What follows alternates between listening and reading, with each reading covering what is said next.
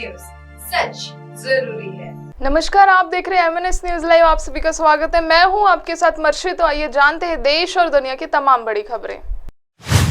एक सवाल निकल कर आ रहा है, राजनीति में उतरेंगे ACB के पूर्व DG BL सोनी। बोले RPSC ने बिगाड़ी राजस्थान की इमेज। बैचमेट पूछते हैं सांचौर की पाठशाला क्या है।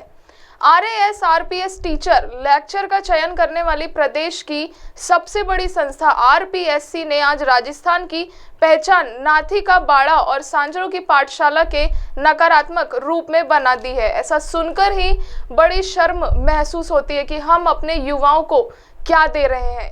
यह कहना है कि हाल ही में भ्रष्टाचार निरोधक ब्यूरो के महानिदेशक पद से रिटायर्ड हुए IPS अफसर BL सोनी का अपने कार्यालय में कई IAS IPS का शिकंजा कसने वाले अफसर सोनी ने युवा जागृति मंच नाम से एक सामाजिक संगठन बनाया है। चर्चा है कि वे जल्द राजनीति में उतर सकते हैं। BL सोनी, जब मैं DG ACB के पद पर था तब करीब 1200 केस मेरे सामने आए, जिनमें IPS IAS RAS RPS सहित डॉक्टर, इंजीनियर, ठेकेदार, राजनीतिक पदाधिकारी से जुड़े थे। ताज्जुब की बात यह है कि इन सभी मामलों में 80 से 90% शिकायतें हमें युवाओं से प्राप्त हुई थी। उनका कहना था कि वे JDA निगम लाइसेंस ठेका बिजनेस भर्ती किसी काम के लिए कहीं बात है तो उनका सामना भ्रष्टाचारियों से होता है। हर काम कराने के लिए सरकारी दफ्तरों में पैसा मांगा जा रहा है। कोई ना कोई मध्यस्थ हर जगह सक्रिय है। आज भी मैं बहुत से स्थानों पर युवाओं से मिलता हूँ, स्कूल कॉलेज में जाता हूँ तो बस एक ही शिकायत मिलती है कि पेपर लीक होना, परीक्षा रद्द होना, भर्तियों में दलाली एक आम बात बन गई है। नाथी का बाड़ा और सांचौर की पाठशाला का जिक्र राजस्थान के सोशल मीडिया से लेकर सड़क तय और राजनीतिक बयानबाजी से लेकर विधानसभा के भीतर तक हो चुका है।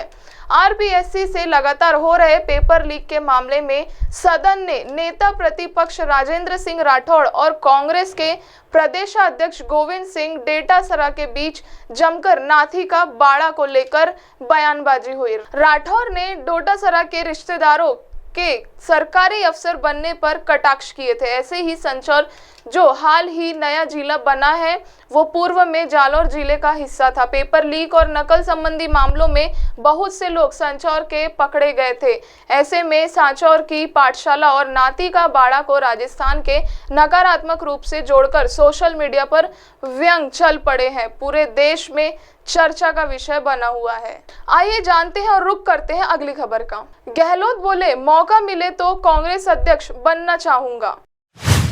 कहा, सचिन पायलट को केंद्रीय मंत्री बनाने में मैंने सहयोग किया था। मुख्यमंत्री अशोक गहलोत ने भविष्य में कांग्रेस अध्यक्ष बनने की इच्छा जाहिर की है।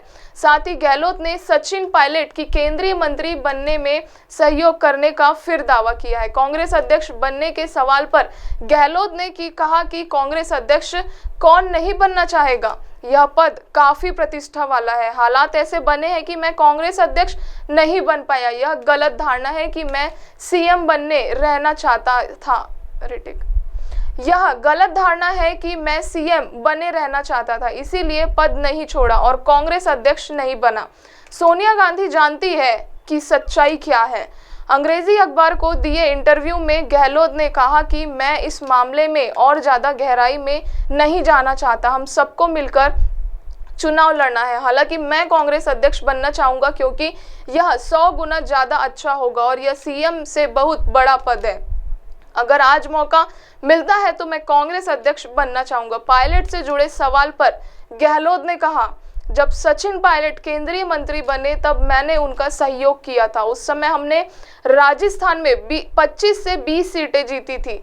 जब मुझसे पूछा गया कि राजस्थान से किसको केंद्र में मंत्री बनाए तो मैंने सचिन पायलट का नाम सुझाया था, क्योंकि पायलट गुर्जर समुदाय से ताल्लुक रखते हैं और उसी समय वसुंधरा राजे सरकार ने आंदोलनकारी गुर्जरों को गोलियों से भून दिया था। यह मेरी जिम्मेदारी थी कि दिल्ली में मेरे राज्य के पक्ष में बोलता। उस वक्त गुर्जर और मीणा समुदाय के बीच में जबरदस्त तनाव था। उसे शांत करने के लिए मैंने सचिन पायलट का नाम लिया। सचिन सचिन ने मुझे इसके लिए काफ़ी कॉल भी किया था। तब मैंने उन्हें कहा था कि मैं पहले ही आपकी सिफारिश कर चुका हूँ, मैं जनहित में राजनीति करता हूँ और मेरी डिक्शनरी में कभी कोई दुश्मनी नाम का शब्द नहीं रहा। राजेश पायलट ने समर्थन में ट्वीट करने के सवाल पर गहलोत ने कहा, मैं और राजेश पायलट संसद के साथ गए, हमने एक साथ संसद में करियर स्टार्ट किया। मैंने कभी नहीं सुना कि उन्होंने मिजोरम में बमबारी भी की है। सचिन पायलट ने खुद ट्वीट करके साफ किया कि उनके पिताजी ने एयरफोर्स में काम ही बात शुरू किया था, जबकि मिजोरम पर बमबारी मार्च 1966 में हुई थी। बीजेपी के फैक्ट ही गलत है। मैंने इसलिए ट्वीट किया क्योंकि बीजेपी सोल्जर का अपमान कर रही थी। मैंने एक सैनिक के समर्थन में ट्वीट किया। फिर से सरकार बनने पर सचिन पायलट को मंत्री बनाए जाने के सवाल पर गहलोत ने कहा, मैं कौन होता हूं उन्हें मंत्री बनाने वाला? हाईकमान ही लोगों को मुख्यमंत्री और मंत्री बनाता है। यह मेरी पार्टी का अनुशासन है और ये सब भविष्य की बात है। यह उसी समय लोगों के मूड और चर्चा के बाद तय होगा कि कौन क्या बनता है। जातिगत जनगणना के मुद्दे पर गहलोत ने कहा, कांग्रेस का यह मानना है कि जातिगत जनगणना होनी चाहिए। मैं प्रधानमंत्री से मांग करना चाहता हूं कि 2011 की जातिगत जनगणना के आंकड़ों को सार्वजनिक किया जाए। 2011 की जातिगत जनगणना के डेटा सामने आना चाहिए। ये डेटा सामने आने के बाद में वंचित वर्गों को उनका हक आसानी से मिल सकेगा। मैं यह नहीं समझ पा रहा कि केंद्र सरकार उस डेटा को सार्वजनिक क्यों नहीं कर पा रही है। जब ये विपक्ष में थे तो उनकी मांग उठाते थे।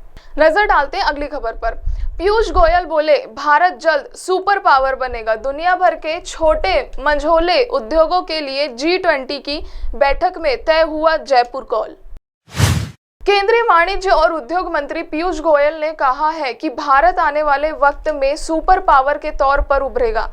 हर देशवासी एक विकसित देश में काम करेगा। आगे हमारे युवक युवतियों को अच्छे अवसर मिलेंगे। आगे की पीढ़ी पैदा होगी, वह एक विकसित भारत में पैदा होगी। गोयल जयपुर के होटल रामबाग के G20 देशों के वाणिज्य और उद्योग मंत्रियों की बैठक के बाद मीडिया से बातचीत कर रहे थे। गोयल ने कहा, भारत दुनिया की तीसरी सबसे बड़ी अर्थव्यवस्था बने हैं। यह प्रधानमंत्री का संकल्प है। 140 करोड़ देशवासी संकल्प के साथ जुड़े हुए। भारत को 2047 तक विकसित देश बनाने के लिए और ज्यादा काम करने के लिए प्रोत्साहन दिया। G20 की ट्रेड और इन्वेस्टमेंट मिनिस्टर्स की मीटिंग में हुए फैसले मील का पत्थर साबित होंगे। जयपुर में 2 दिन तक चली G20 के उद्योग और वाणिज्य मंत्रियों की बैठक में 3 प्रमुख फैसले किए गए। बैठक में ग्लोबल वैल्यू चेन की मैपिंग करने, MSME सेक्टर के लिए जयपुर कॉल और इंटरनेशनल ट्रेड के